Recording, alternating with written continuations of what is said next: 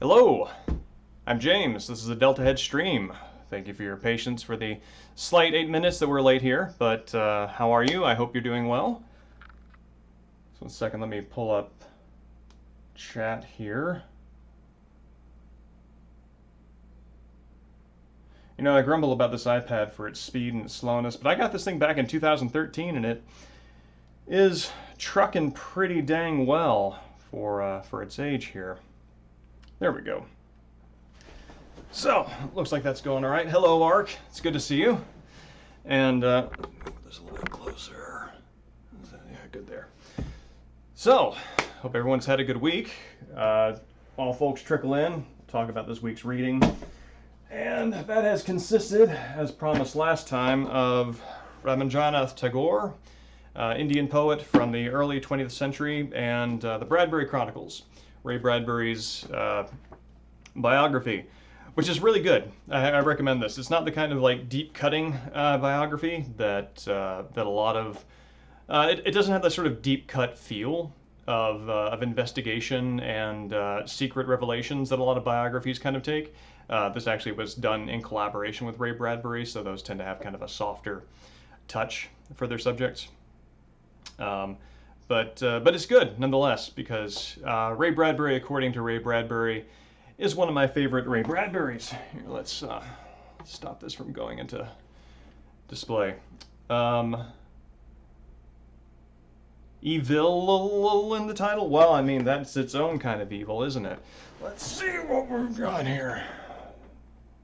Thank you. You would be, Ark, you would be a brutal biographer, catching all of my public typos. Let's see, stream information. There we go. All right, that is fixed. Thank you. You shush. So, yeah. But, yeah, probably my favorite moment in this so far is Bradbury, his family moved to Los Angeles when he was, I want to say 15, 16, and he was sort of starstruck running around. You know, movie stars were more accessible then, and he sees W.C. Fields, the black and white film comedian W.C. Fields, coming out of a theater, and he goes up and asks for his autograph, and Fields very, you know, kindly takes his autograph book, signs it, gives him back, says, "Here you go, you little son of a bitch," which is just like, it's amazing because W.C. Fields is like, that's kind of his shtick. He's like simultaneously generous and sweet, and then it's like he's just super brusque. Yeah, I went and started watching some W.C. Fields after that, and it's amazing. It's quality comedy. It's yeah, it's good stuff. And Tagore is also very good. It's very reflective stuff, which is not necessarily the spirit of the stream, but he has got a hold on. He has got a collection of poems in there called Stray Birds, which are his sort of like one-off proverbial epigrammatic thoughts. And they're quite good. I think probably my favorite one out of them is rest is to work as the eyelids are to the eyes, which works in a couple of different ways. It's good because if you think about it, you know, you do have sleep, which is the closing of the eyes. But then you think while you're actually working, you know, you do need to take breaks in the middle of it. So even while you're awake and your eyes are open, you're blinking. So your eyelids still do kind of some duty there. So yeah, it's good. I recommend it. Looks like we've got 4 folks in. That's a good place to start. So this is Resident Evil Outbreak, File 1. As you see here, it is Biohazard Outbreak, File 1, because this is emulated. This was the first Resident Evil that had any kind of online component. It was the old fixed camera Resident Evil, and met with mixed success. It had a devoted fan base, and still does, in fact, even though it was kind of panned critically for the difficulties that old PlayStation 1 style of navigating the environment provides. You know, I do like to keep things legit here on the stream in terms of stuff I stream, so I do actually, in fact, own Resident Evil Outbreak. This is a used copy, and when I bought this is actually pretty cool. When I bought this, this was on the inside. Somebody's scribblings, and they actually wrote down the directions. L1 hold to reload, L2 plus triangle call, use circle R analog stick. I mean, they really just they really wrote it down as a pretty good legible shorthand for how to play. And you're my little fluffy one. I'm guessing that was written to a cat. Oh, Mom, we went to see Chris. We have stuff to help with baby. Be back later. Aiden. Well, this used to be Aiden's copy, or somebody who knew Aiden well enough to steal the note that he wrote to his mom. Anyway, so I'm going to consider this in terms of owning and being able to emulate the property as transitive. I own the US copy. I can emulate the Japanese, because that's the one that works on the Outbreak servers. And yeah, I think maybe one of the best introductions to this is one of the weirdest uses of the guttural Resident Evil voice when you press start. Okay, so here we go. Here's the biohazard. And if you go to single play, oh, hold on, circle for yes. We're playing the Japanese version. Here we go. You hear Outbreak, and that makes sense. And if you hit scenario, nothing. Just goes to that. So let's run back. This is my favorite. Yeah, it's yeah, that's like biohazard and outbreak makes sense, right? Because it's the atmospheric the atmospheric words, but network is just so functional. It's such a daily word that feels pretty good. So what I'm going to try and do now, we're going to try and play this online. Oh no, it's inaudible. Hold on a second. Okay, we're going to go back and see that. Here we go. Okay. Here we go. Biohazard. Outbreak.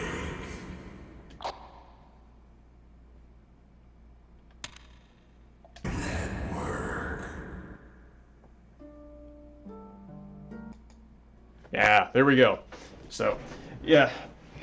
Right? Network. You can just kind of like see somebody in this sort of like you know, steel-studded glove gripped evilly and crushing I don't know, crushing a spirit.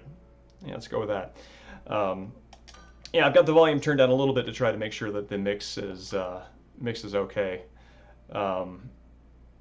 But yeah, so yes, these are done on the fan servers, which if you subscribe to the categories, the Outbreak File 1 and File 2 categories, you'll find that there is a lively fan server community playing this.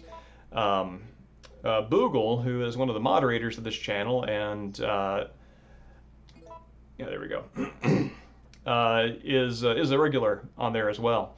So he tells me that the File 1 servers are unusually active tonight, so maybe we'll be in good luck and have some folks jump into a normal playthrough. As happens with a lot of fan server stuff, the people who play are you don't really have as much of a casual audience as you do when like a game is live, right? Because the people who are playing it have to go through more than normal lengths to access it and check it out. So you get a lot of people playing on very hard, kind of as a dedicated mode. And I have not played this in a long time. So things that other people are probably going to do very quickly, I might be fumbling at because my memory on this is a little ancient. But you know, we'll see how it goes. This game actually is very special to me as, oh yes, Adelegian is always one character shy of a blocked width font. However, I do have AppSci, which is named after Gateway to AppSci, the old. Is that the right one in Japanese? I don't know. I don't. It's been a long time since I tried studying Japanese. Gateway to AppSci, Commodore 64 game. It is, Peacher. It is, in fact, Outbreak. But yeah, this is a very special game to me. I wrote my first ever piece of recreational video game writing about it on GameFAQs. The SP items are they're little special items that are particular to each character. And you find them, they don't appear in the environment. You have to know which wall to shove your face against and press circle to search. But each one of those reveals just, it's kind of, they're particular to the character you're playing. They're 8 playable characters, and taken all together, they kind of create an extended portrait of who that character is. And I thought this was really cool back then. So I decided to get all of them, log all of them, log all of the descriptions, and then write a little bio of each character for what that implies. And that's still on GameFAQs if you go look for it. It's under the old FAQ name Shockley Haynes, which God, like a million years ago. So yeah, so I was very deeply into this and the following game. But again, it's been like, well, that was like 2003, 17 years. So it's been a while.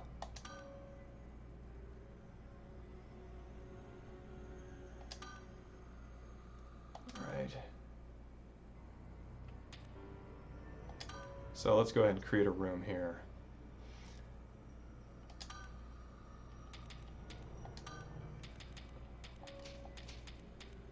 Delta.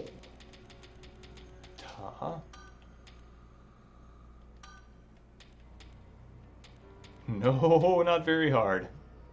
Friendly fire off. Outbreak. And yeah, let's go with somebody with high health and high attack. That's kind of my jam. So let's see if anybody filters in. Meanwhile, let's see. Again, Boogle, who is a moderator on the channel and who is a regular on this, was looking to recruit some folks to see if they would be interested in joining. No, Ark, it's not exclusively online. You can play it offline. It's like, so there's a max 4 characters that can be playable on a map at any given time. One of those obviously is the players. And online you can fill up that roster to all 4. If you play offline, it automatically populates 2 of those other slots with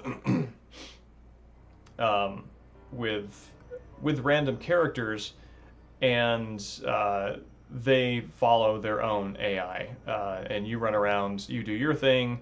They typically respond to you and support you. They're not very smart, so it is really leaning on you as the player to know how to do it.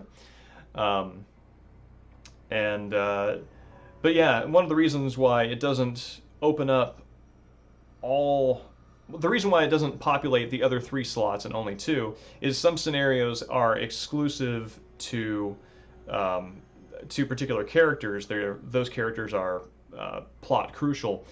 And 9 times out of 10, if there's a scenario that involves one of the 8 playable characters, they die pretty quickly. So you basically need to have a corpse slot. So like there's a character named Yoko who, in the scenario below freezing point, she features in the cinematics, and she relates to the environment and the scenario, but she dies like 5 minutes in if nobody's playing her.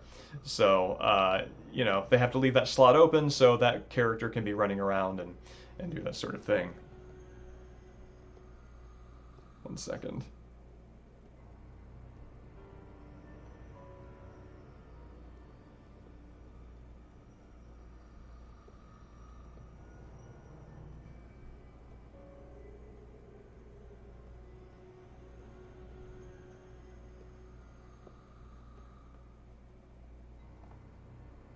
There we go.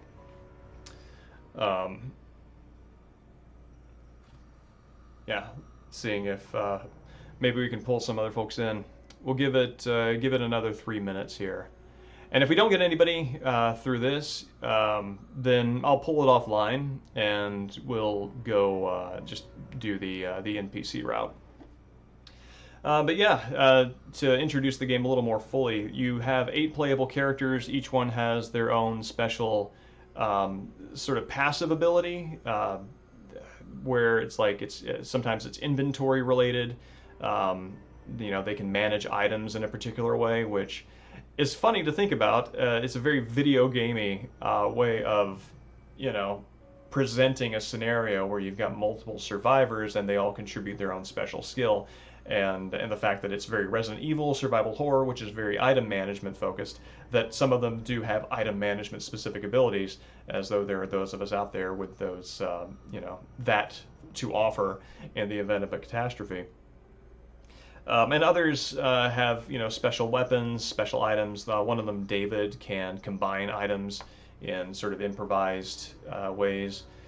So every scenario is pretty much beatable with any combination of characters, and you can beat it. You can beat any scenario with each one. Jim is probably is one of the most ridiculous. He is he is the most immune to the T virus, and his special ability is to whine and to whimper and throw himself on the ground and play dead. In which case the zombies will not attack him. And his posture is so bad that, and I think there's implied like a BO problem. Anyway, his posture is so bad, he smells so bad, the other zombies think he's a zombie and they don't attack him. And that's an amazing character gimmick. Yeah, remember back in the day, he was regarded as one of the weakest characters to play as online. And there were actual tutorials that peers of mine made to show, like, no, this is actually the most powerful character you can play online, and he is that kind of thing. He's kind of a Dan type character from Street Fighter, for anybody who's familiar with that character. Well, it looks like we're not getting any bites just yet, so to keep the stream going, we are going to take this offline and play the scenario from the start.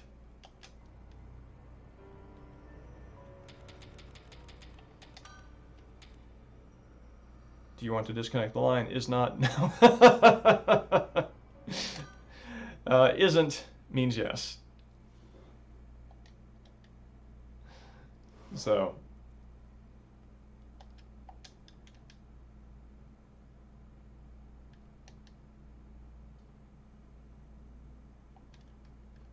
Yes.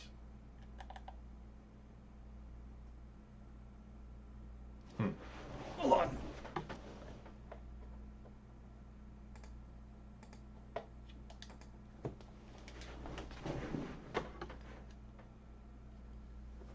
I unfortunately cannot read Japanese, so I don't know what that says.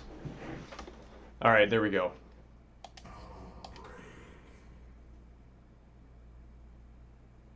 It takes a little bit of work to set it up, but playing online is fun when you can get a crowd. So the first scenario was Outbreak. It was a typical night at Jay's bar. Not mine. Some uninvited guests crashed the party. Our race for survival was just beginning. Hi, Toe. It's good to see you. We're playing Resident Evil Outbreak, the online Resident Evil, but we were playing it offline because nobody hopped into the room that I created. The fan servers are either not super busy or all preoccupied with very hard games, and I am a casual at normal.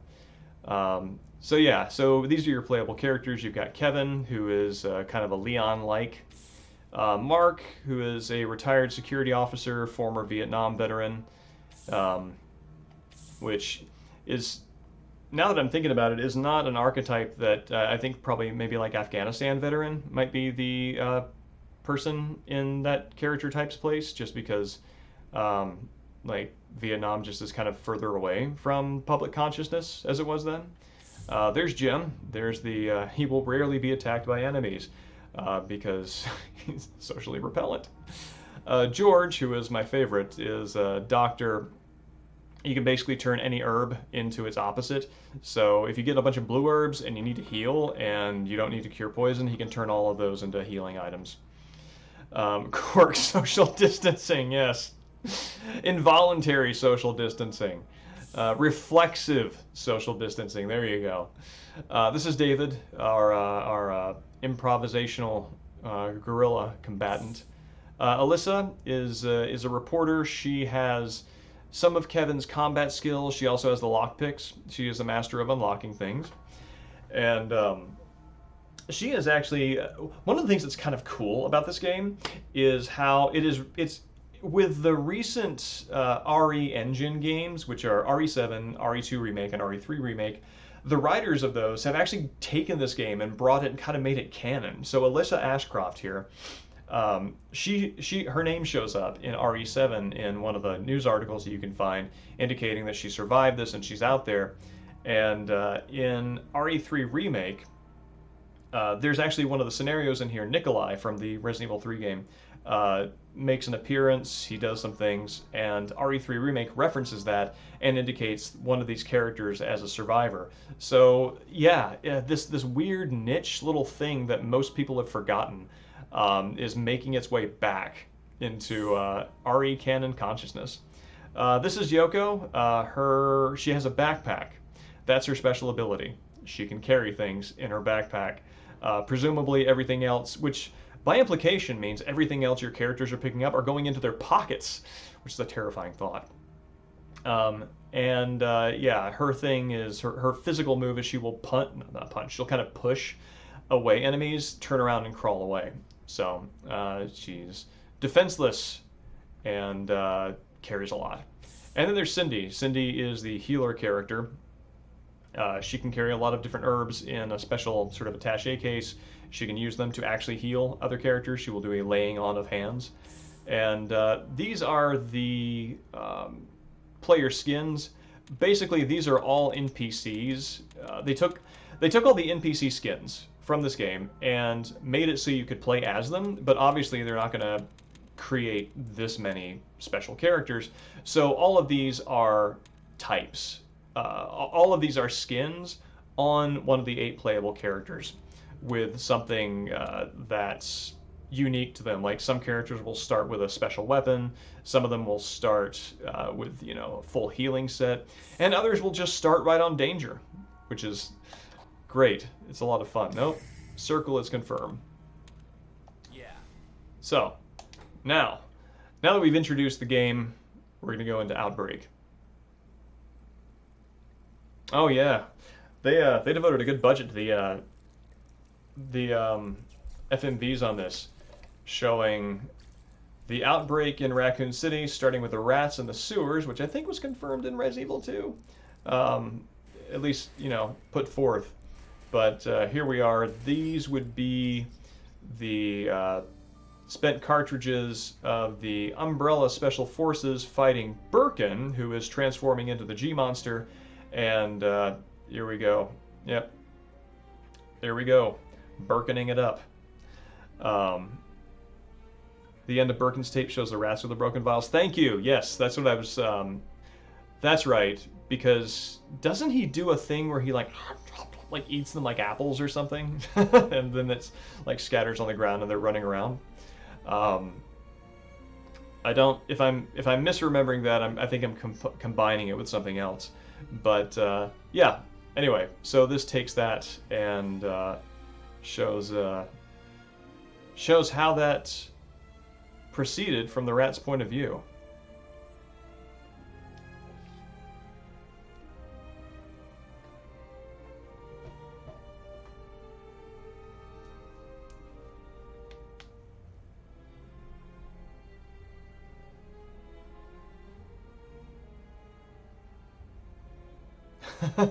Well, Toe, I gotta say, some of the game, I think they made the normal sort of lock and key puzzle design of the regular Resident Evils a little more obtuse in this, because one of the things they want to do is to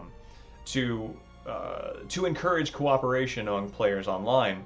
So, whereas one player might have one key fetch quest, other players would have their own key fetch quests, and everybody would be doing that together. And so if you don't know where to go for all of them, then playing it offline can be kind of kind of unwieldy. And if you don't know where to go and you're playing online and everybody else knows what to do, it's also not very self-explanatory. So it's kind of an awkward thing to sort of step your foot into. So I wouldn't blame yourself too much for that. Knocks the case out of the hands of one of the Umbrella Corps soldiers. That sounds right. I'm trying to remember where I saw. Oh wow, that's gruesome. Wow. I didn't remember that the rats came and consumed the bodies. Yeah.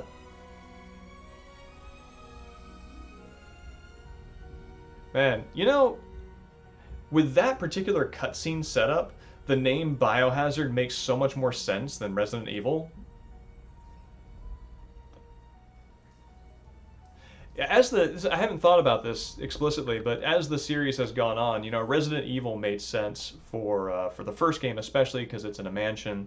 The second game, kind of, because it's about a city in an urban area where people all live together. But as it's kind of expanded and gotten away from the mansion conceit, it's made less sense, and Biohazard sort of makes more sense. There we go. Yeah, this is interesting. They call this Jay's Bar, but it's clearly Jack's Bar there in the background, and it's also Jack's Bar elsewhere. So I'm wondering what I'm wondering what process led to it being abbreviated in text when it's not anywhere else.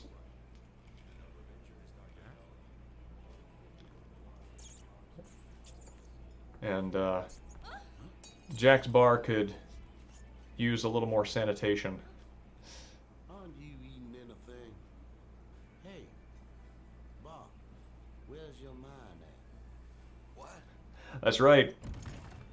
That's there's RPD's finest. No, it's interesting what they do with Kevin. Like he's not Stars, right? Because if he were Stars, then he would be, I mean, literally a star. Well, not literally a star, but he would be a star of a game, right? Because or at least in line to die as a supporting character. But they also don't want you to play as, just like one of the rando cops who just gets, munched up instantly, trying to lay suppressing fire on a horde of marching zombies. So what they did with Kevin was they made him a regular cop, so not Stars, not special like that, but they have an SP item in here which shows that he has applied to Stars, but is just too reckless to be considered a candidate. So they kind of found that middle ground of he could be Stars if he applied himself.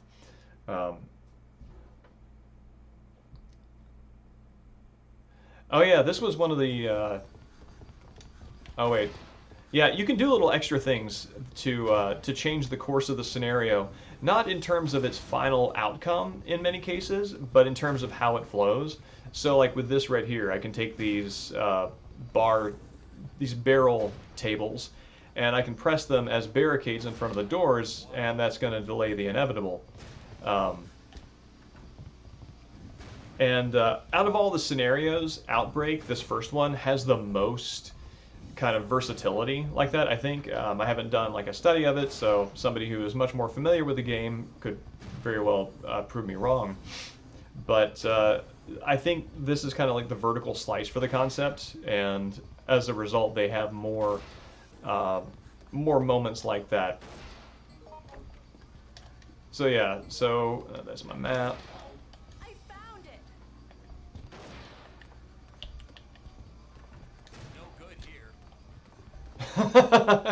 Yeah, you can press the. Can I turn it around? The triangle, the double triangle, two triangles slapped side by side, making a square. You can press the square button, and the character will ad-lib something context appropriate. So yeah, Kevin's first ad-lib is I should have been a teacher.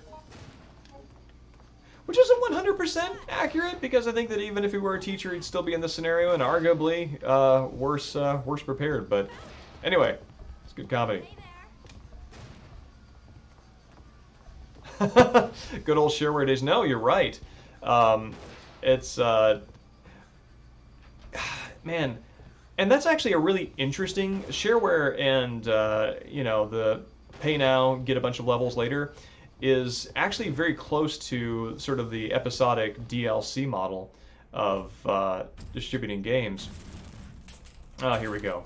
Yes, if I had not pushed those barrels there, that cutscene would have been different. And Outbreak itself, because it has multiple scenarios, and because there was a subsequent, you know, disc release of more scenarios, those scenarios don't really start you at a tutorial level. They basically assume you've played this and then build off that as if, you know, these are the first 5 levels. File 2 are levels 6 through 10. And it's really prime material for an episodic slash DLC kind of release. Bye-bye, Will. Will is our resident corpse. And so, yeah, I mean, if you were making this game and releasing it now, I think you would definitely be putting those all those features in up front, because you know you'd want people to buy the subsequent scenarios.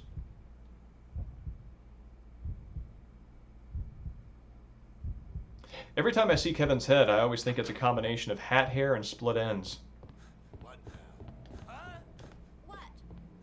What? Kevin, it's popsicle stand. Oh, this is good. If you get too close to that, then zombies will reach through. You can actually die there. If somebody does not come to rescue you, they can grab you and pull you out, and your game just ends right there.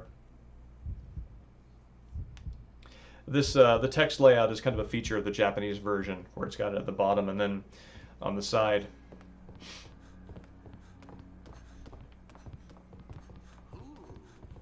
I've got to say, I'm kind of not surprised that Jack's bar has got a rat problem. I mean, that's barely out of sight. Pardon.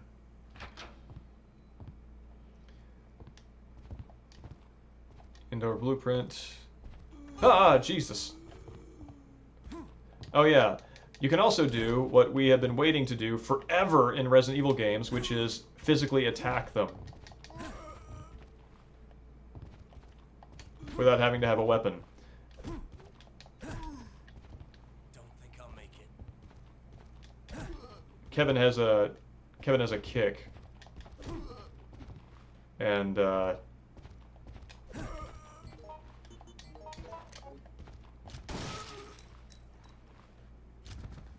one of Kevin's abilities is the ability to pot shot, meaning you pull out your weapon and then you hold it for a second. He'll kind of do this this special aim where that shot does critical damage. And however, that gun does require special ammo, so if you're Kevin and you're playing online, oh yeah, I think you can hide under here. Yeah, there you go. If you're Kevin and you're playing online, one of the things I remember from when I played, you kind of accept, is that you're going to be expected to rely on that and give regular handgun bullets to other characters who can't. So you got to be kind of thrifty with your combat. Cue the first God Hand level music. Yeah. That's welcome that you mentioned that, because I actually listen when I exercise. I listen to that soundtrack. It's very energizing. Oh yeah, this is kind of cool. So another one of the cool things of sticking all the cool features up front. So it's got these boards here. You can grab a nail gun and actually use it. You can use it as a weapon and, you know, pew pew pew at enemies, but you can use it as an item here and board this up.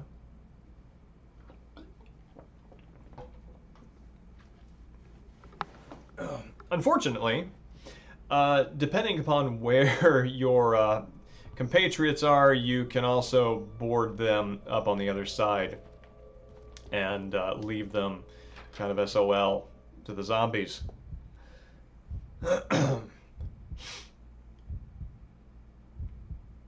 Actually, you know what? I'm thinking about it. It's probably best that I do the first level offline because, you know, talking and introducing this to somebody who's randomly playing, expecting a quick game would maybe not be the most welcome way of spending the time. Oh yeah, we can talk about how game over is achieved. If you look down there in the lower right, that is your virus meter.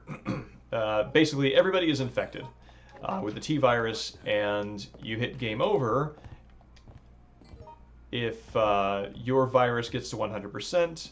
You basically, the T virus overcomes your nervous system, you go stiff and zombify, and that's your game over. And Kevin very carefully considers the possibility of cowardice and bites. And that's only Sydney can open that one. But yeah, so the way that you stave off that, you know, ill fate is you can use antivirus medications or you use regular healing items, and that sort of stops its progress. Hi Gary, it's good to see you. Thank you for the raid. Gary Daniel is one of my favorite Outbreak streamers, and that's so it's cool to see him here. I think this was the location of one of the SP items. There are generic SP items, and then there are specific ones. Yeah, there we go. Dart score chart. So you can go to special. When drunk, Kevin challenges anyone to a dart match. According to the chart, he loses most of them. That's our Kevin. But yeah, so the way that they reconcile that with health is, now let's see, let's make a Molotov. The way they reconcile that with health is when you take enough damage, you fall on the ground. No, I don't want the key. I would like this, please. Alright, we're gonna have to... Oh no, someone got past the barrier. When you take enough damage, you fall on the ground and you start crawling, at which point your virus meter begins rising drastically. You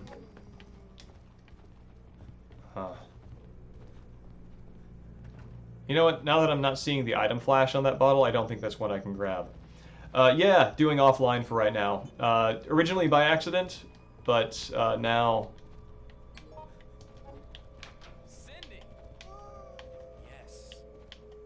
There we go. But it has turned out to be a good idea for, you know, kind of explaining what the game is. Because I don't, you know, it wouldn't be super interesting for other players. Here.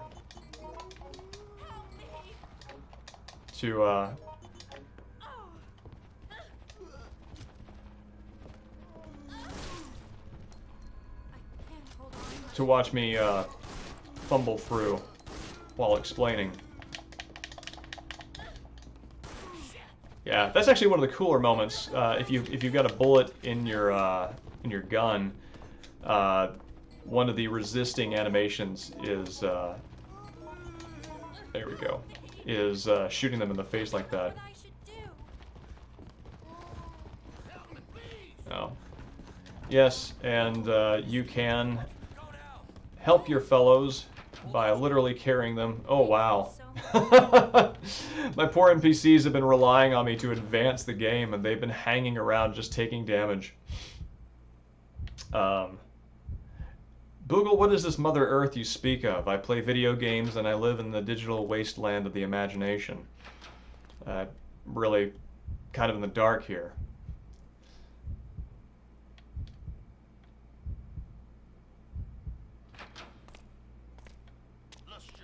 Oh yes, I see what you're saying. Yes! Play single player mode. Read it now. What? This is kind of a funny place to... I mean, I guess they start you in media res, right? So it makes sense that they're not going to give you like a bunch of tutorials up front because it's very panicky, very figure out what to do and save your ass. So this, I guess, is probably the soonest possible moment they can tutorialize you on how the AI works. Looks like somebody on localization left an extra carriage return at the end.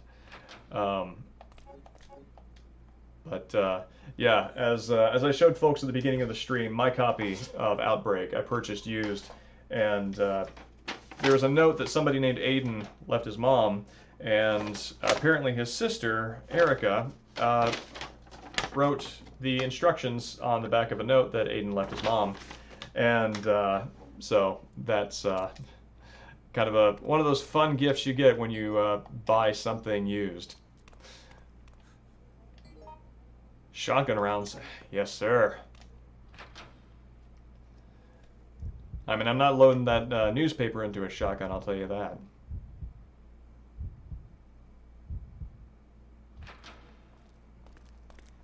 Oh god. Yep, they came upstairs.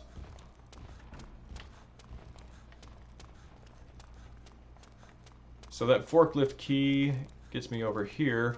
You can bash down this shutter with brute force. But the thinking person's way of getting through this, meaning the person who understands lock and key mechanics, oh Cindy, understands that you have to do a thing to make a thing happen so you can go a place. And so, yeah, this is the clever way through, as Kevin very gracefully animates his way onto the top, over the top of a ladder. The ad-libs have more sort of contextual flavor in the Outbreak scenario, I find. Again, they kind of like take all the features and make them much better, or more, I guess, more thoroughly executed. And so you have more context where the ad-libs make sense. I really hope that Cindy made it through.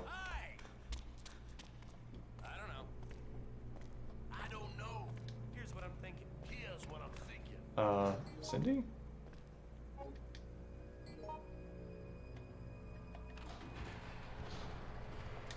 Oh no.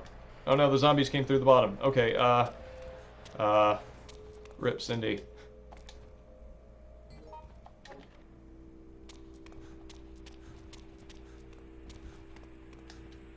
The ad-libs are key to playing Kevin. You have to go online and tell your team what to do constantly. Move it or lose it. Yeah, they recorded a limited, excuse me, a limited number of voice samples, which don't actually align with what they're saying. It's just it's this very weird video gamey thing where you kind of have the voice, you have the spoken line to give you the abstract sense that something has been said, but then what they're actually saying is down there at the bottom. I feel like I should go back and check on Cindy. Oh wow, bigfollows.com. Gosh, I didn't think that I was going to get Big Follow's attention. I'm so honored. Handgun magazine. Oh yeah, that's right. So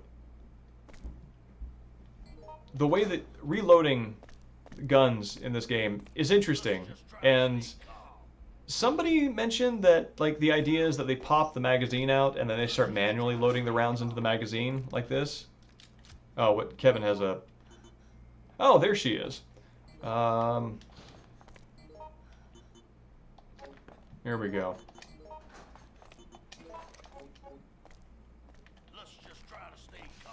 There you go, Cindy. Well, you didn't see the animation there, but they will actually start putting the bullets. It looks like they're putting the bullets directly into the gun, starting at the you know, the chamber where it pops out the used cartridge. Thank you, Boogle. Hey there. That's why I made you a mod, because you hate robots.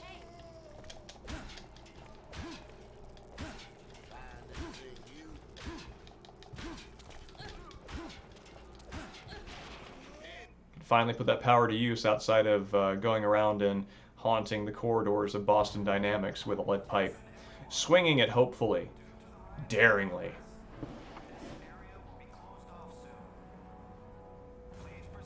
Have a dot at the bottom of the magazine because, really, I don't think I've ever noticed that before.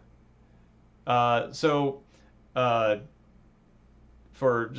vocal reference for the archive, Universal writes, it's like how some Japanese games will have a dot at the bottom of the magazine because you're using airsoft as a reference. And, oh, come on, Cindy. Okay, Cindy's just bleeding profusely. Bleed is a status effect you can have. But yeah, that some Japanese games will have a dot at the bottom of the magazine because you're using airsoft as a reference. And I've never noticed that before and am absolutely going to begin looking for that in the future.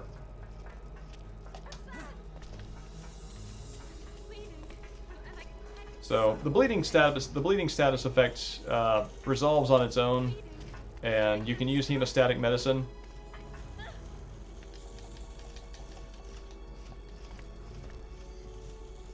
Otherwise you have to just kind of wait for it to heal up.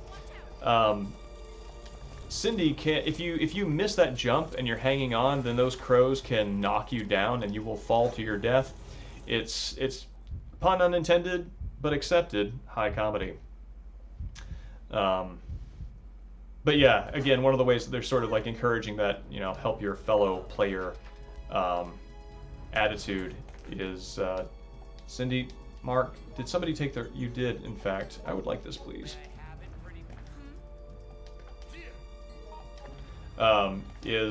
You can help them up if they didn't make it. Evening, Space Hamlet. It's good to see you. We are doing Resident Evil Outbreak File 1. This moment here in the game is strange. Let's see, what's this? Something is written here. It's hard to figure out what it says because it's not particularly clear what the urgency is. I mean, you have to get out front because the RPD is, you know. No, thank you. I do not need 1 million followers, madam.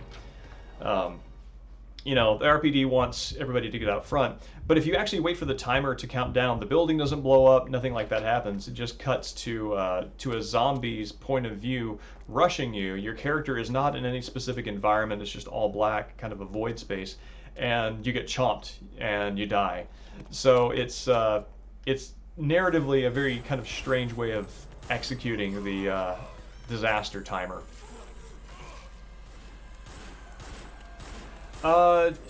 Space Hamlet, couldn't get the GameCube online. Well, if you're trying to get your GameCube online, that was your problem, because this was a PS2 exclusive.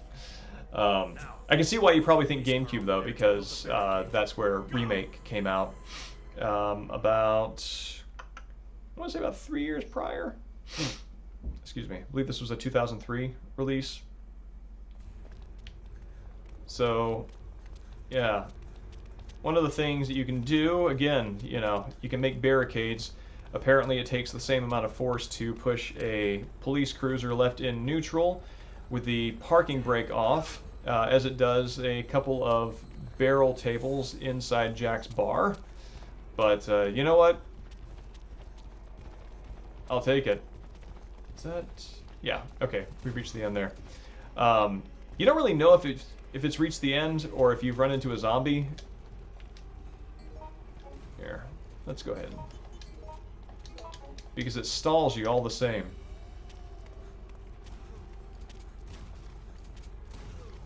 The real-time environments? Yeah, no, that's interesting. No, these are not pre-rendered. These are actual things. These are actual objects in this world.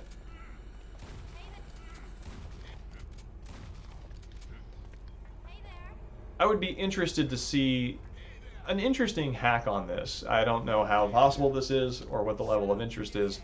So there we go. Okay, we barricaded it. That advances the scene.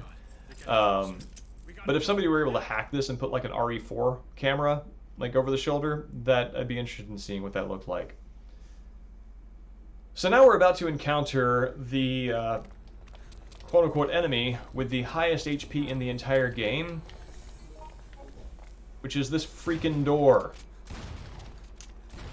This is a door that this guy is trying to open, and he is shooting it repeatedly with a shotgun, and that is functionally what you have to do as well, because its HP is just off the charts.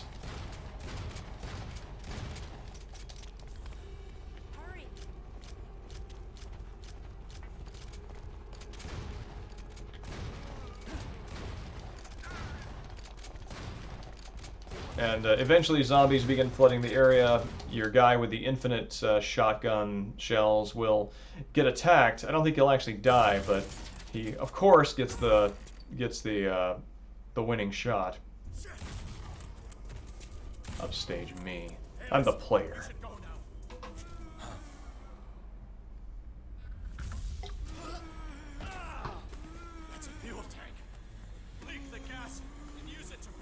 That's kind of a trope of these games, but I'm wondering, like, so many cops or other vigilantes, I mean, sure, now, right, why not? So many cops or vigilantes who are stopping the horde and keeping death at bay are usually distracted by noticing the next thing that you have to do, and their sacrifice of knowledge is, all right, yeah, no thank you. Let's see. I'll trade up. Yep, trade up on shotgun. Their sacrifice of knowledge to show you where to go in the next cutscene is usually punished by a swift death due to distraction. Oh, come on, Kevin. Rip Raymond. Yep. Raymond died so that we may live. I mean, he actually just died, and we lived. So I don't really know if there's the cause and effect that would make it a really noble death, but we're going to go with that. And I really hope this doesn't kill my comrades. You never really know with the offline NPCs whether or not they are going to be standing, you know, in the line of cutscene fire, in this case literally, or if, you know, they're at safety. Maybe if you played it a little more obsessively you would know, but I, having given my obsessive years back in the mid-aughts, don't remember. And it seems like that make me wonder if zombies can feel pain, and kind of feel a little bad for it. Please. Okay, Cindy's fine.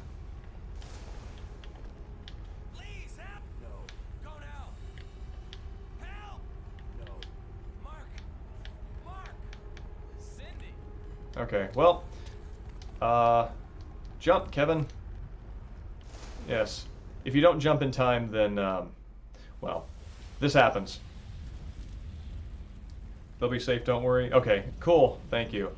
I don't know how reliable this memory is, but I do kind of remember one of them dying because they were caught on the other side of the blaze and unable to get to safety.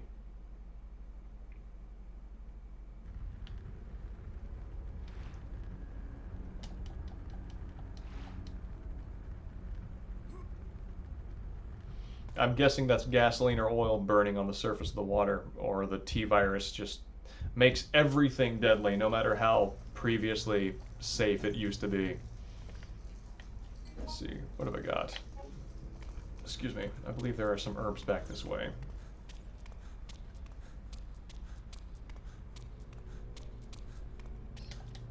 In fact, there are.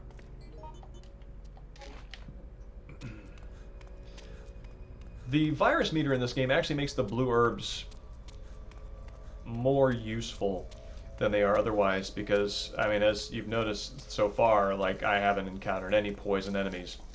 But using any healing item will stop the virus counter. So a lot of times, you know, if you know you're not going to run into a poison enemy, or if you're pretty confident you'll be able to avoid around it,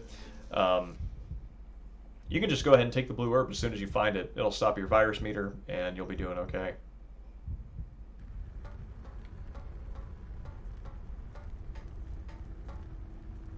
Red herbs. This is also one of the few Resident Evil games where you can actually just take red herbs raw, not combine them with anything. Let's see. No parking. They will stop your virus meter for longer.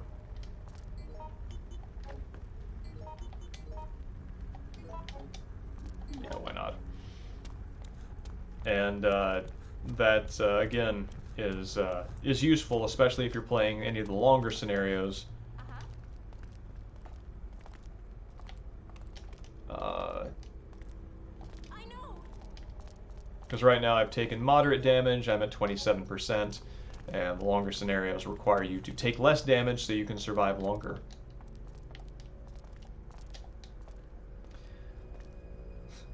I always read newspapers under vending machines. Raccoon today, an eerie voice from underground. Recently there is spooky talk around South Campbell Street. It is said that groans can be heard from the drainage system at night. It is easy to dismiss it as a ghost story that middle school students love to talk about on camping nights, but the amount of missing people has increased rapidly in this locale for the past month. So this is letting you know like what's going on in case you haven't played the other two major blockbusters in the PS series.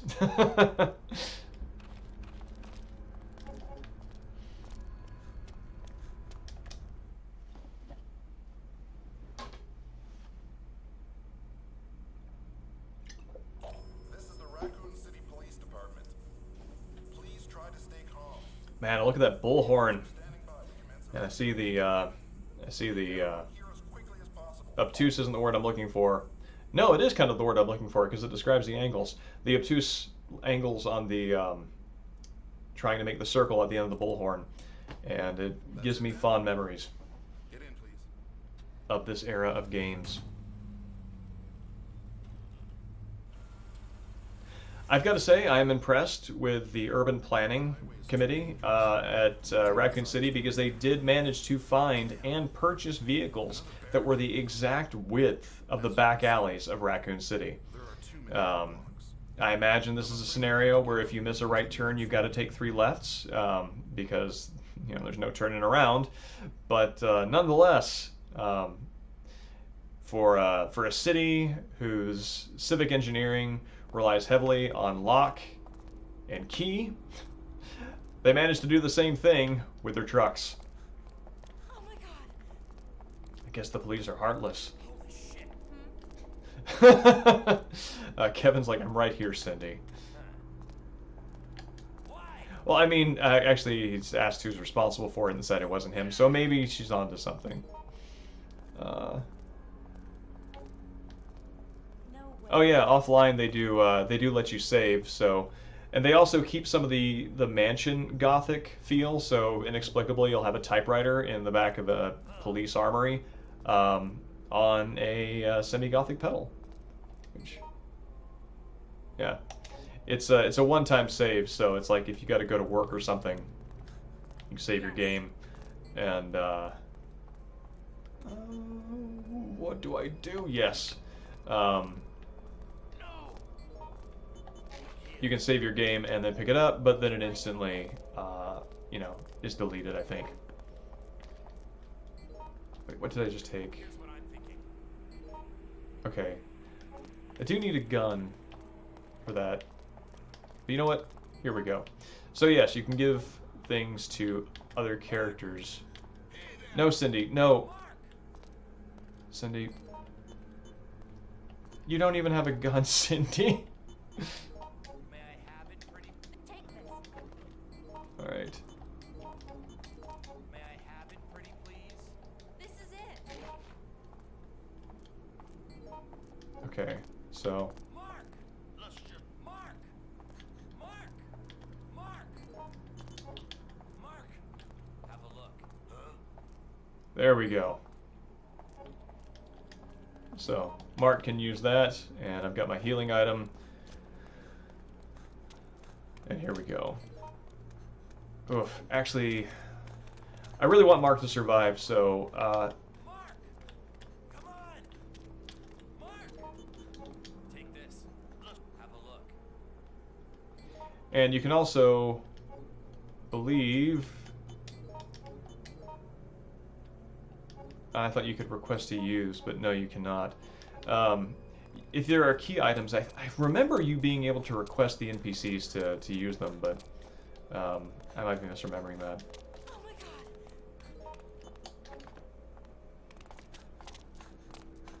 So, now Kevin is ready to take down a small army.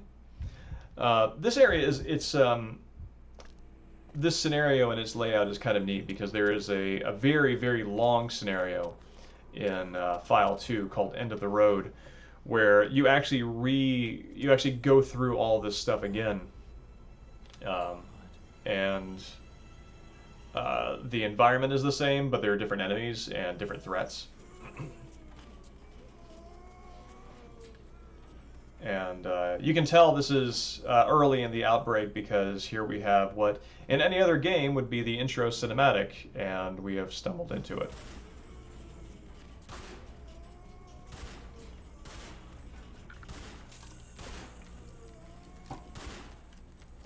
Eric, what's taking so long? Hurry up!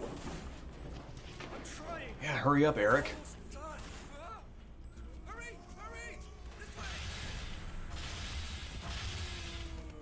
Okay, it's done. Eric! Again, the leading cause of death of police in Raccoon City. Of course, zombies, but the accessory leading cause, sure, is distraction.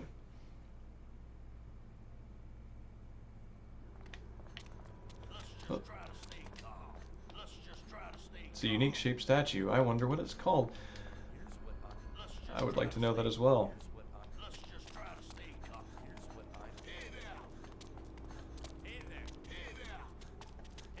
Oh my god. And sometimes you get lucky and the lines match up into what resembles a conversation. So what you have to do here is pick up the detonator parts, and then yeah, this dude's oh, he's got special dialogue for Kevin. No, not yet. we're friends, right?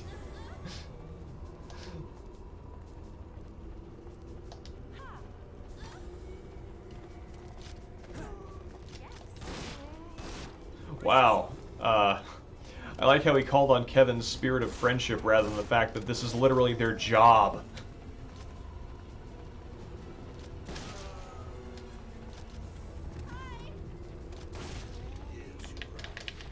I beg your pardon. Oh no.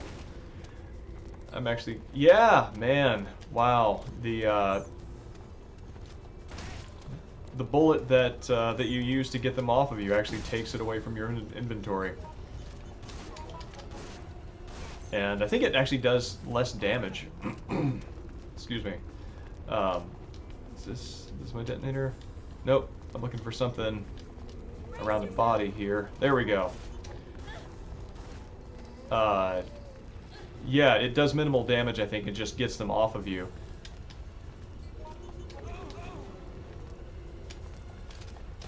Yes. So it's kind of a waste.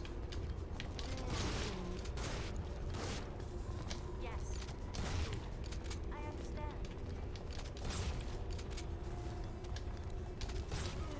Sadly, there is no upward pointing headshot.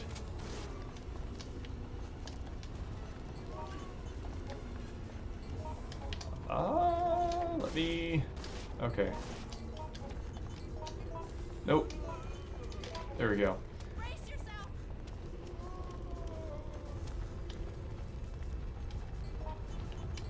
There we go.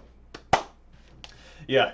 It's kind of strange because usually if you pick up an item that can be combined with another one, it gives you the option to do so right at the menu, which is a fantastic innovation on the limited inventory system.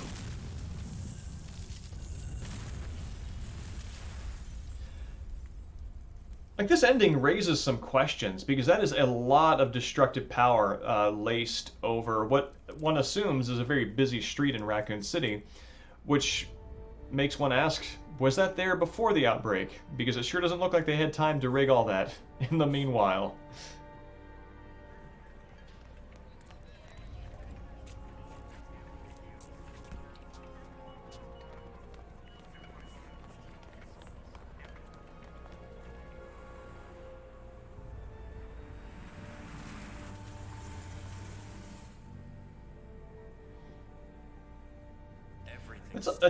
That has always struck me as a very strange FMV, because the road that he's going through there is one that I noticeably saw was a dead end with a dumpster. Dead people wander the city in search of the living.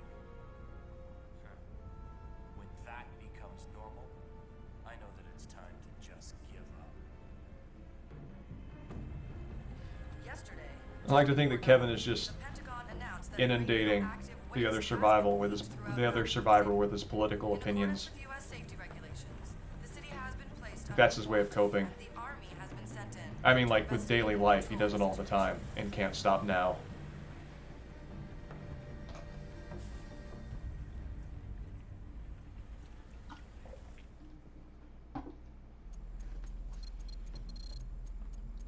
To be continued. So, that is what Resident Evil Outbreak is. It would be cool, Gary. If you or anybody else you knew wanted to hop on and go through a normal mode game of, let's see, what's the next one that's up? Below freezing point, I would welcome it. But if you are retired for the night, then no problem. But while you think on that, I'm going to take a quick break, and I'll be right back.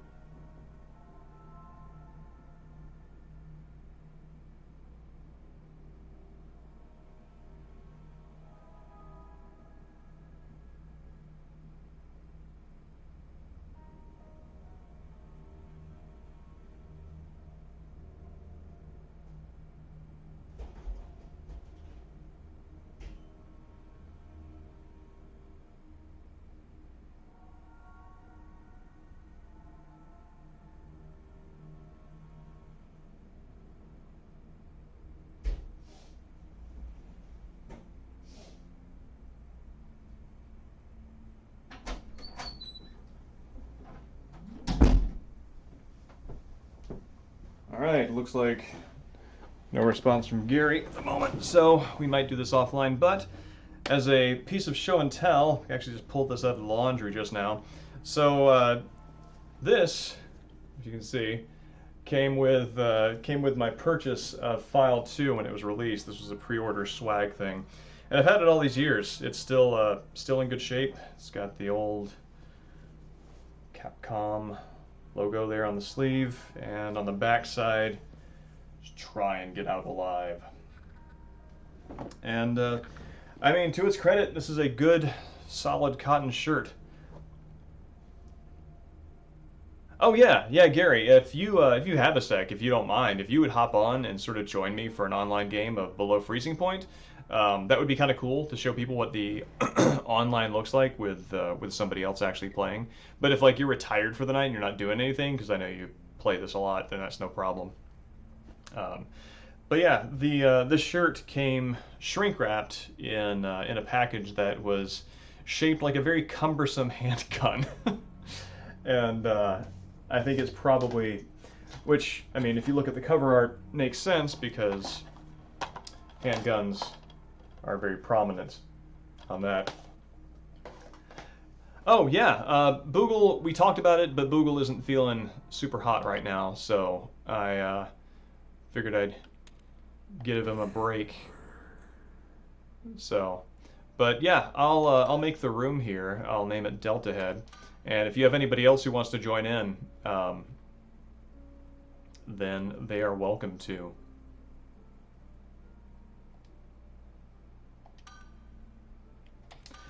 Again, with the more of the memories that I have of this game, this was actually the first console game that I played online, and certainly the first game that I played online period in a while prior to this.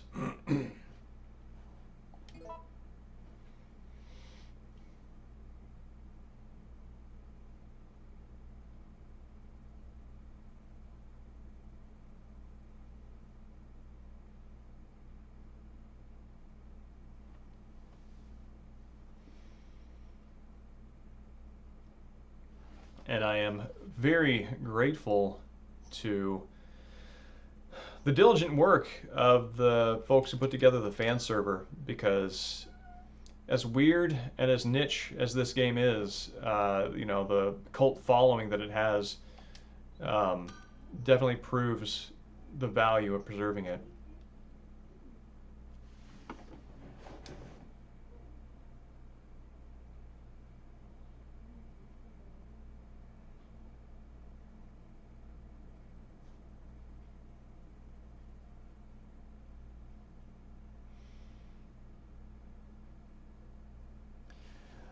This game was also remarkable for being one of the few PlayStation 2 games that could also run off of an HDD.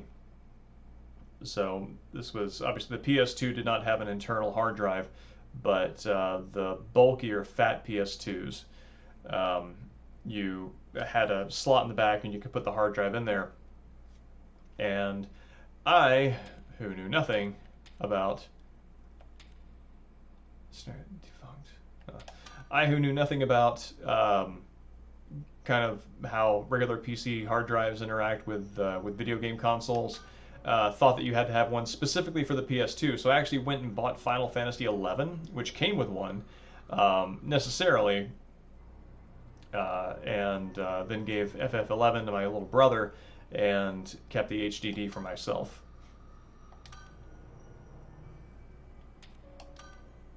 Oh shoot, there's someone who's doing the Outbreak scenario. That would have been useful a little while ago.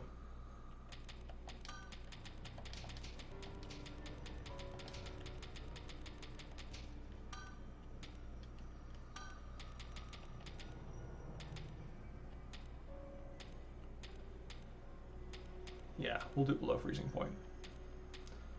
And show off a different character.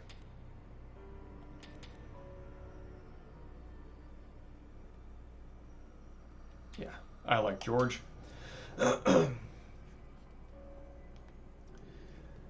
Yeah, the community is alive and has regulars, but it also has just I've watched several streams of this, and with friends like Boogle who play it regularly, and they'll have random people just wander into their games, so that's nice. And also people who don't entirely 100% know what they're doing, which is also really nice. I remember, again, I mentioned this earlier in the stream, but one of the tricky things with fan servers is that you usually have to go through a few extra steps besides being interested in something to play it online for a fan server, whether it's emulating it or using a code breaker's disk to get it to connect to the server. So as a result, typically the people you find on there are exceptionally good at it. And Gary, is that you? If it's not, I'll wait. Oh wow, got 3 out of 4. It's exciting. But typically they're very good at it. I know, like when I played the Metal Gear Solid 3 Subsistence on the fan servers, I just got iced repeatedly. Excellent. And I think this is start. I see scenario. I can read scenario in katakana. And let's hope that means start. But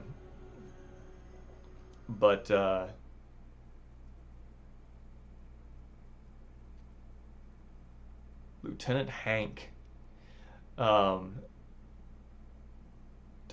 Yeah, anyway, they're exceptionally good, and it kind of becomes unfun because all you do is lose. And they also all know each other, and it's sort of a little exclusionary.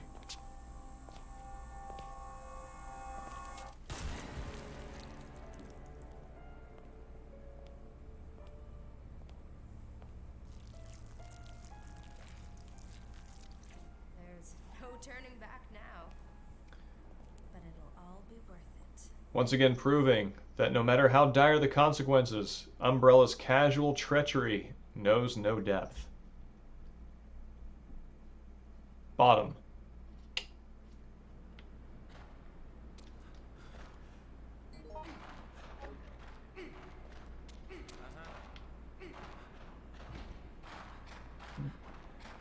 Hey there. Excuse me.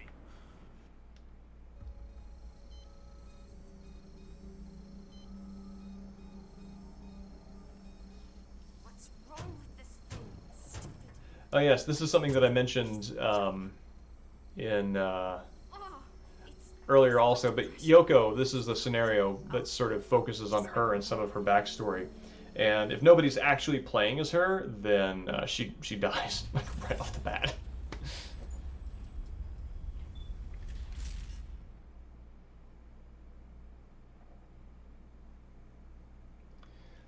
And the moral of the story is don't be an NPC in your own scenario.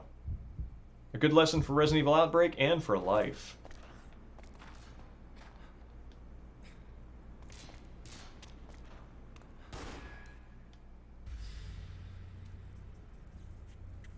Monica? I didn't expect you to return. After your little incident, I assumed that you went and hid under a rock like the little child that you are. What is that capsule? Wait, are you after this too? Yeah, Yoko's deal is she used to be an employee at Umbrella, but now she's an amnesiac Like the innocent little girl with for reasons that I have never fully learned what are. but So yeah, she has the dark forbidden past and the give me your ID card. the lost memory thing going for her. Yoko, you little lifesaver. I'm so glad we had this chance to catch up.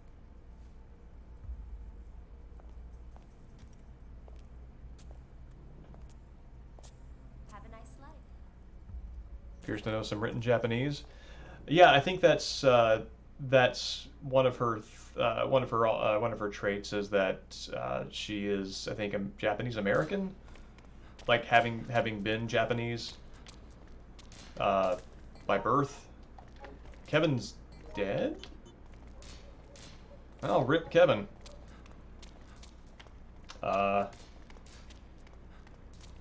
Kevin died from disconnect, I guess. But Are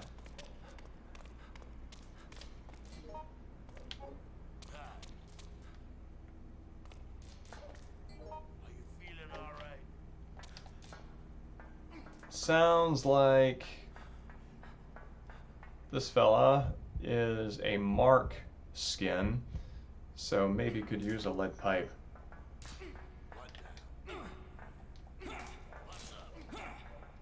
This right here is Outbreak's version of stair skating, which if you watch much Resident Evil speedrunning is a trick of I think if you equip, and then if you equip and then rapidly unequip,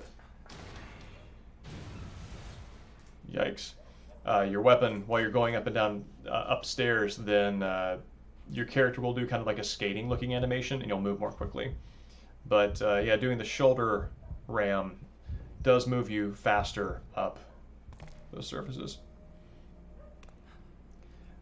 One of the sort of gimmicks of this level is everybody goes through the same duct. Oh, nope, no thank you. Everyone goes through the same duct, but everybody pops out in this maze-like area in a different location. So everybody, you know, has access to different keys and tools and things like that that you need to make it out alive.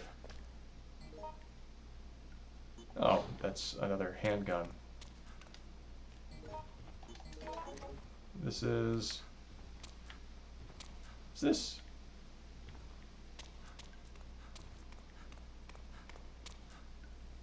I think this is Yoko. It is, in fact, Yoko. Wow. Not only died, but was zombified immediately.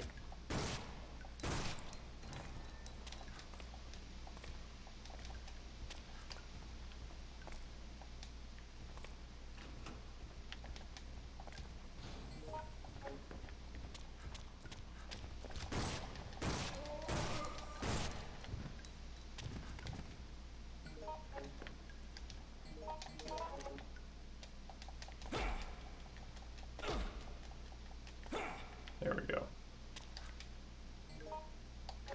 I'm going to give this handgun... No, I don't want to hide, but... Okay.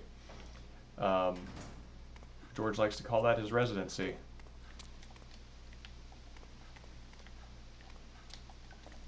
So... Okay, you need that hot water to thaw a wrench that you find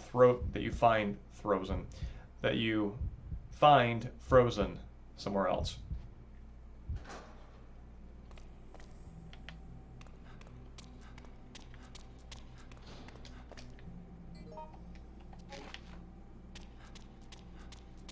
And as soon as I find my compatriot, I will give him this handgun.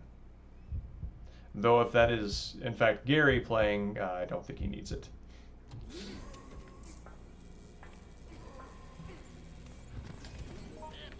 Yep, there he is.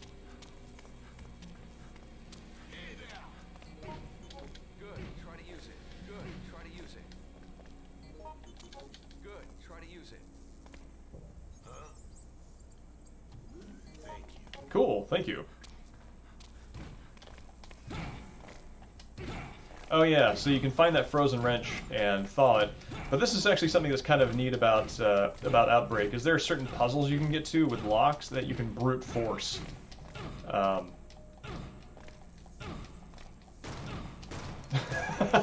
This being one of them.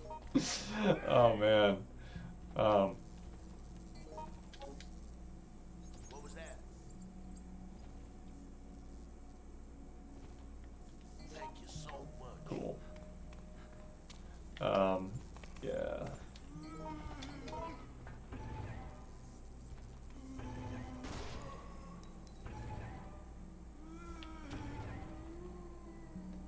And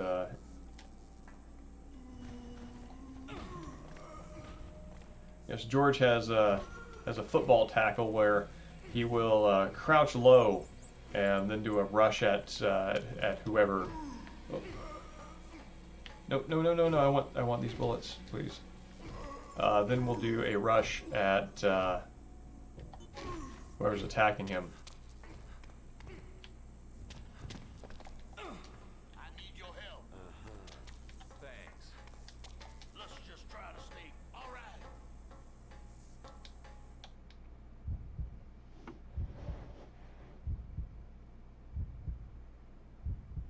What happened? Hey there! Hey! Hey!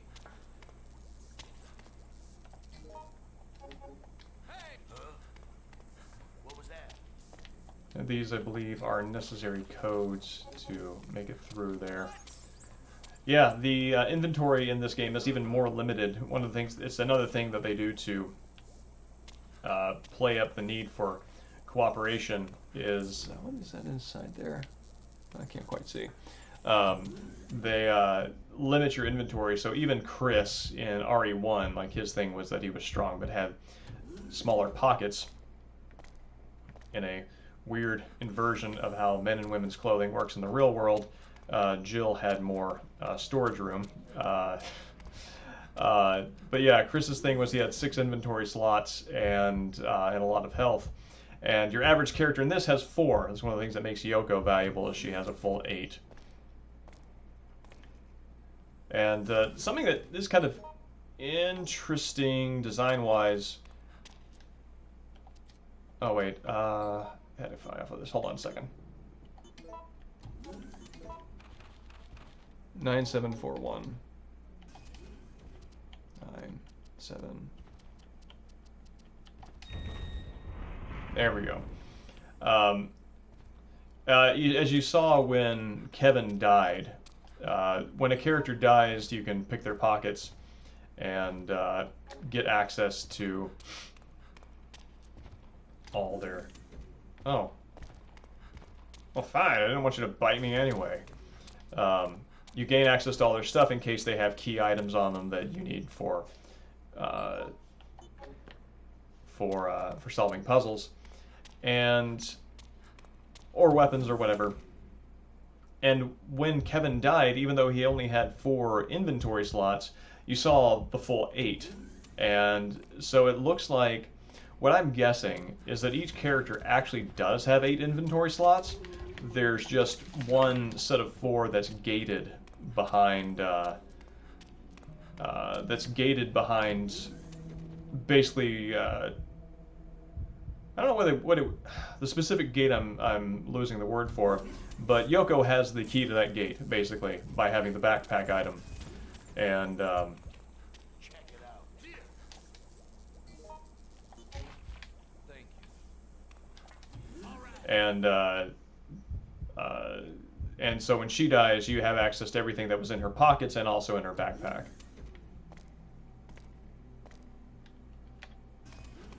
Here's something. So right now we need another chemical to mix. What? Dear God. Hey! What's happening? Go away! And this is actually set in the basement of the Umbrella facility where you wrap up things in Resident Evil 2, and this gives you an opportunity to kill the giant plant that is enveloping. Let me do a George smash.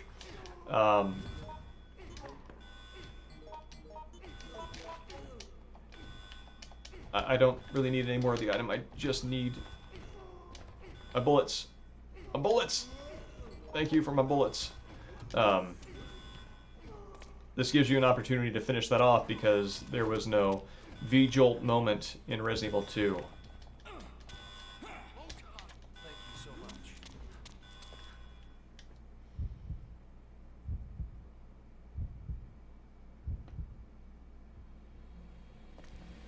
Let's just try to stay calm. Hey! Hey! Oh, nope, that's... Dear God. Let me go back to tank controls.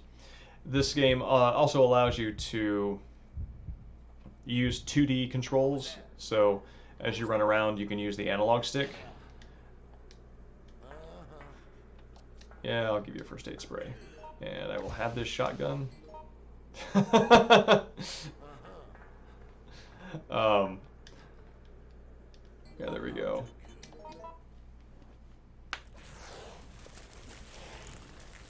Actually, this is a location different from the one that Leon climbs down in RE2, so maybe this is a second Plant 42. Let's just try to stay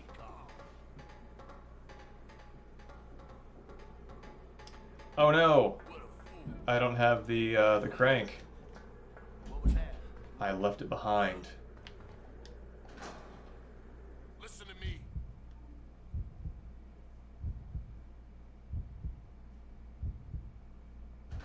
What now? Dear God! Hey! Oh, come on now. Oh. Thank you so much. Dear God! Hey there. This has a communication system that I think other games have used since. It's directional. Okay, cool. I've got room. It depends on what direction you flick the. Forgot to re-equip the bottles on file 1. Wait, you have to re-equip it every time? So there are a weapon that I am not using, but it appears Gary is, are these special chemical bottles that, if thrown, do like acid damage. And they're kind of the equivalents of the grenade launcher rounds. The grenade launcher is not a weapon you can obtain, but these bottles sort of stand in its place. And typically, when you have an item, you basically equip the slot, not necessarily that specific item in the slot, but it looks like in file 1, that's how that goes.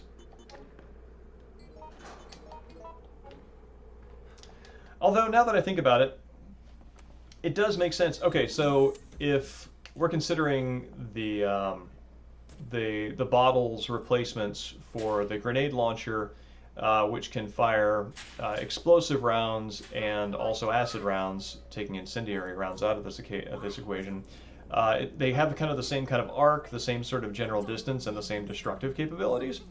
Then maybe they were trying to find a way to mimic the way they balance the grenade launcher, where you fire one, you have to take time to put the new cartridge in. So maybe they wanted to try to emulate that by having you manually go to the menu and re-equip it, so that takes time, so you can't just keep chucking this very powerful weapon at an enemy. What was that? I just had a thought. But I don't know. Dear God! No! What a nightmare. Damn it. And Gary is packing some bottles there, so that's good.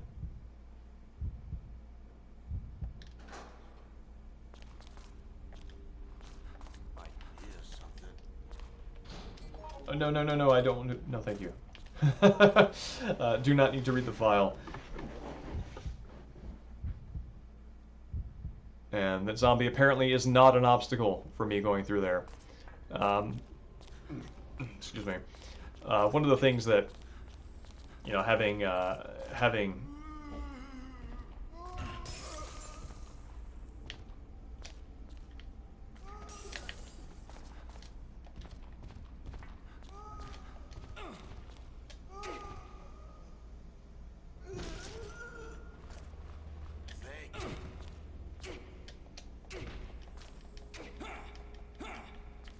all right, What should I do?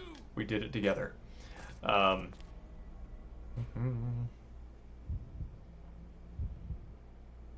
Oh yeah, the communication system.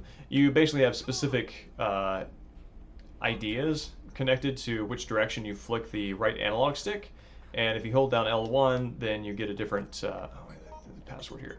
You get a different set. A375. Oh, never mind. I thought that was going to be a puzzle. So yeah, this is where we're getting into familiar Resident Evil 2 territory. Another... this is not the same computer room near the vaccine synthesis lab that you encounter the moth business in RE2, but it's remarkably similar, right down to the computer and the keyboard.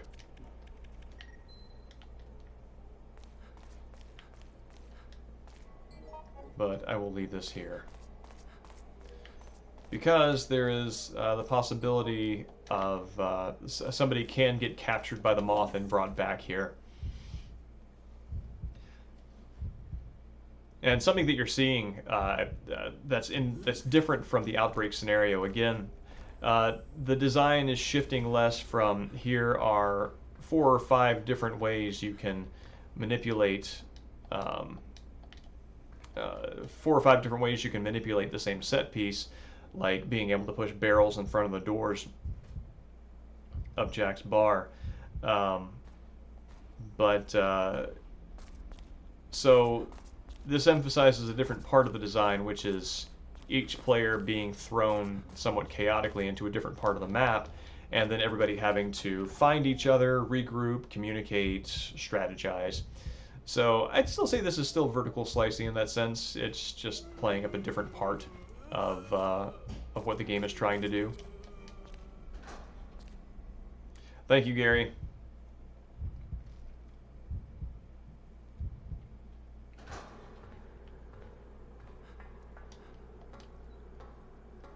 So I am going to run up there and I will be bait for the moth and see if it wants to randomly grab me. I do like what this camera angle does.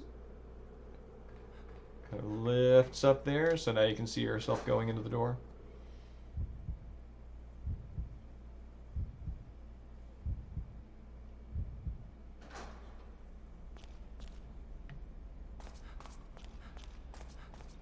And here we see a promise of things to come. Apparently there was a flash freeze that took these hunters with.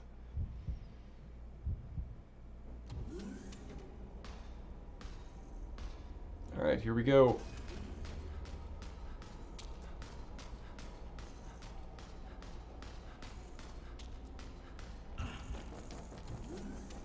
Huh. All right, it didn't grab me. But I also think this is not where I need to be. So, Moth is going to have another chance.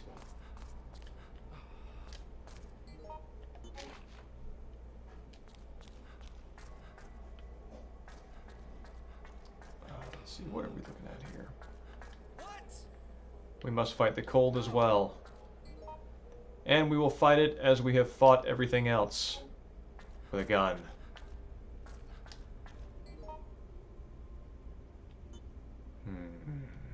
Yeah, let's leave that here. Something that is kind of cool about the hunters is they can, if they swipe at you while you're holding a weapon, they will break that weapon and render it useless, unless David, whose little bag of tricks has spare parts, unless David repairs it. That's kind of a neat variable.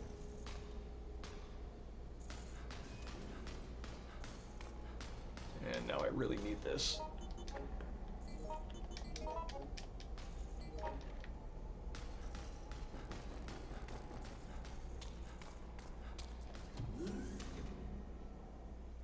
Well, Gary, I am not being attacked by this moth.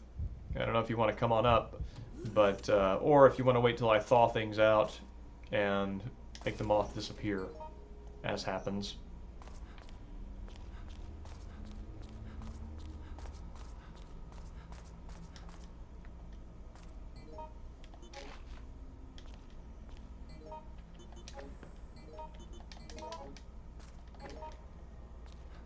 Cool.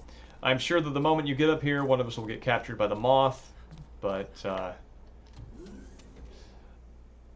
that's the fun of it.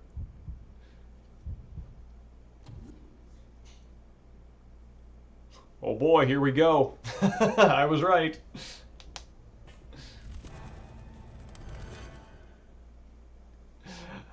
I gotta say, I really like the idea that that a moth can like dive bomb you, and like a hawk. The only thing that would make that more perfect is that they added that stock red-tail hawk scream that they use for any kind of desert scene. Be a very bird-demic moment. So yeah, I am trying to get out of what appear to be Michelin tires strapped to me by this moth, carefully and delicately. Did I don't seem to have my water. Oh. Dear God! How dare you? Why now? How dare you? I'm not sure what to do. I'm not sure what to do. Dear God! I'm not sure what to do. So I am stuck here, damsel in distress, awaiting help. Why now? I'm not I sure actually can't even access my How dare inventory. you? Why now? Dear God! Dear God! Why now? Why now? Dear God! Yeah, this is a neat curveball to throw that I think that the distance it takes, I think that the effort it takes for another character to make it from wherever they are to here is fine and good. I feel like a modern game, if it were going to try something like this, would make the Thank you. Yes. would make them closer together. But again, that's not a criticism. I think that's just how things would go now.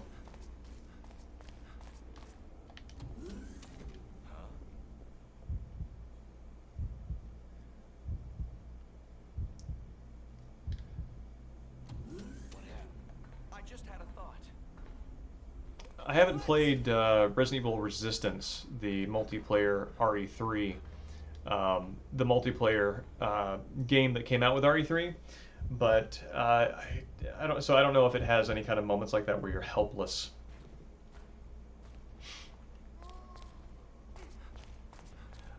Yes, the potential is there to be trapped for a while. I think.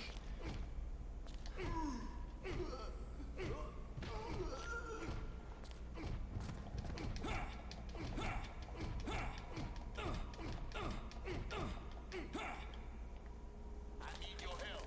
Oh God, what should I do?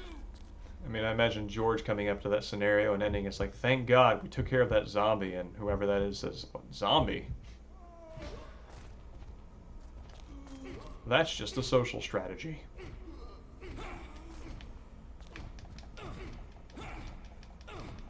But yeah, I think that I'm trying to remember how I learned about it because it's been so long that I actually don't remember Hamlet. I think you can see an NPC getting caught by the moth and then taken to that base, and then you kind of have to think, well, it got captured by the moth, where would the moth take it? And then make that inference yourself.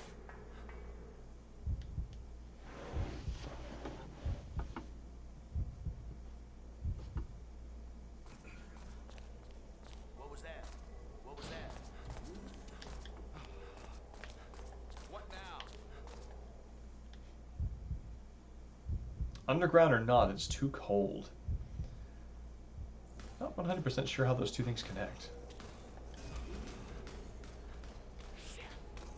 And George gets the name of the scenario. It is, in fact, below freezing point.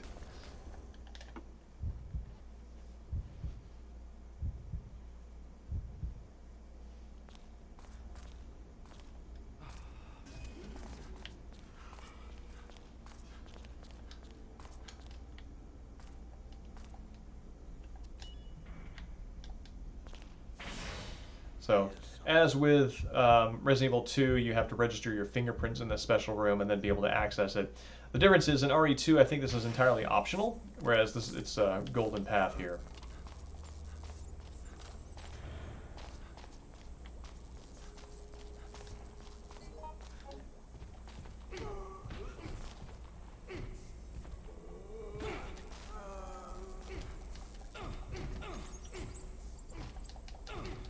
George is brutal in a mosh pit.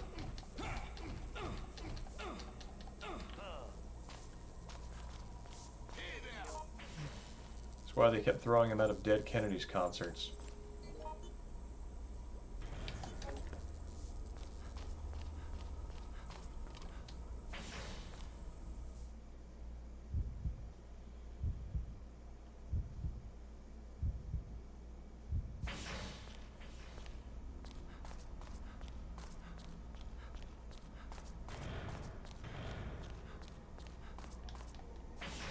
It is a very good, like, frost. What is it?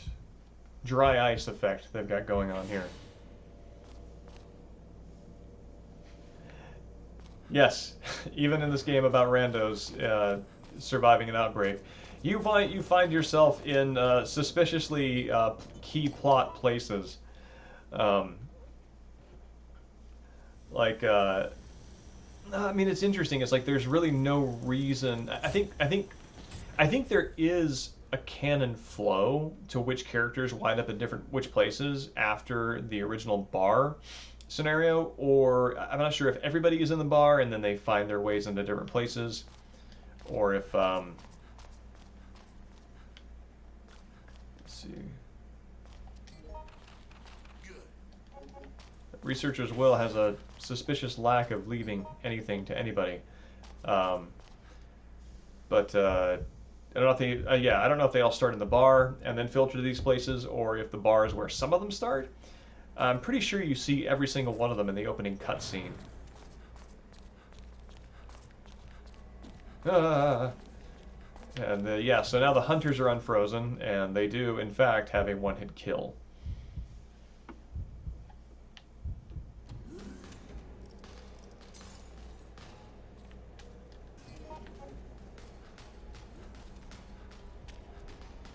Yeah, no thank you.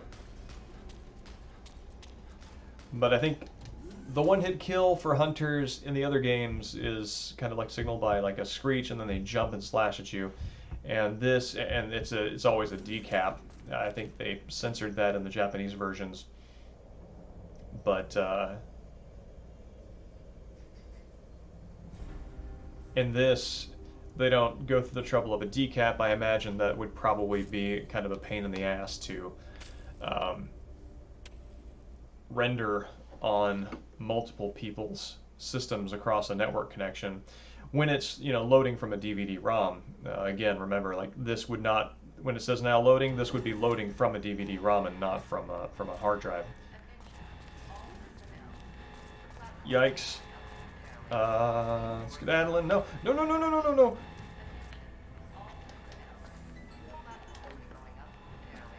no. Yeah, so anyway, decap. Probably too much to deal with technically, and also censored-y. Yeah, so this is supposed to be a siege moment, kind of a tower defense thing where you've got like a bunch of hunters coming in, but you can actually just super cheese it like Gary and I are doing here, and just kind of hang out. Did you find something? Well, I did get some information. You can tell George is educated because he says words like perchance. There's something peculiar. Dear God. No. And you can take special moments like this where you're waiting for minutes on end for the countdown to finish by slowly, very considerately, wait for it. Oh yes, this is Monica post G. Birkin assault.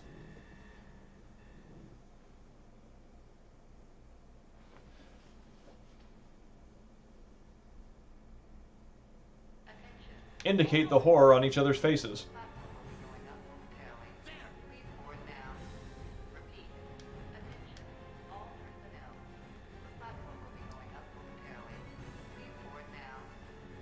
Either that or kind of point to the mustard that's kind of left in your facial hair. Other possibilities are just straight up cruel mockery. A reflexive twitch from the survivor's anxiety that has built up over time. possibly a lymph node infection that has suddenly decided to flare up as a unexpected consequence of the T virus.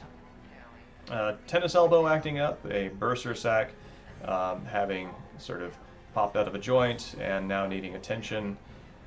Stretching the hem on your coat and making sure that the stitches are loose and comfortable for when you need to flee. Or checking to make sure that there are in fact no shoulder pads in your suit. Admiring the other person's collar and its iron. Counting the buttons on their jacket and noticing the quality of the stud that they have in their ear. You can't pick your friends. You can pick your friends. You can pick your nose, but you can't pick your friend's nose. Not an applicable truism in a zombie apocalypse. And admiring the dimple in their chin. What else? Trying obtrusively to put your finger in their mouth.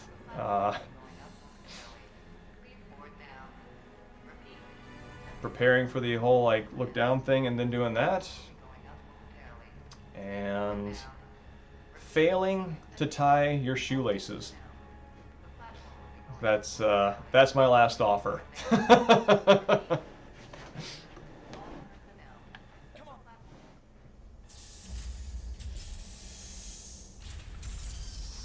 Goodbye, Monica.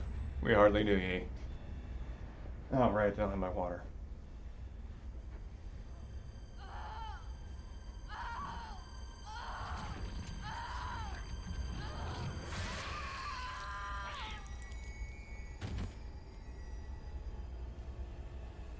Man, the life went out of her eyes fast. I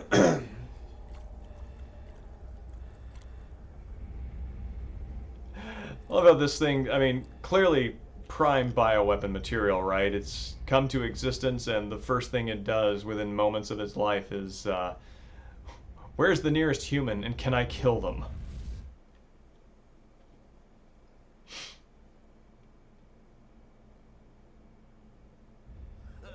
Wow. Yeah. Oh, well, good. Good. I just had a thought. As the two of them have dueling externalized internal monologues, which is distinct from an actual conversation. God, that thing can rip steel, and it can metabolize at an incredible rate. Imagine the kind of heat that's coming off that thing, being able to, I don't know, take in some sort of nutrient and convert it into extracellular growth. Meow. That's right.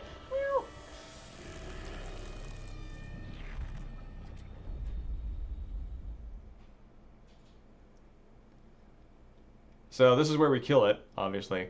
And it has a few kind of like hidden little moments in it. If you can, let's see. Try to lure it onto the tracks here. If you can get it far enough, then you can run over here.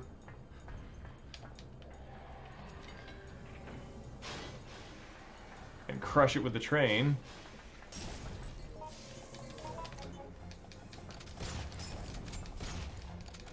And then keep shooting.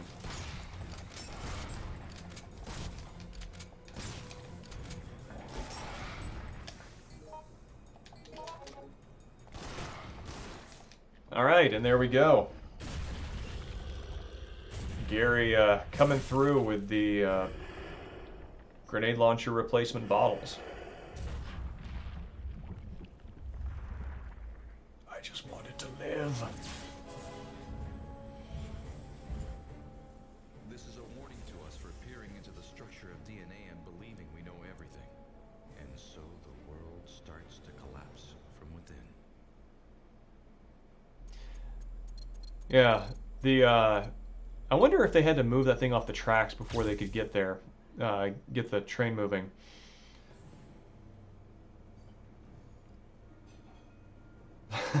Thank you, Hamlet. I'm sure I'll clip it for future reference.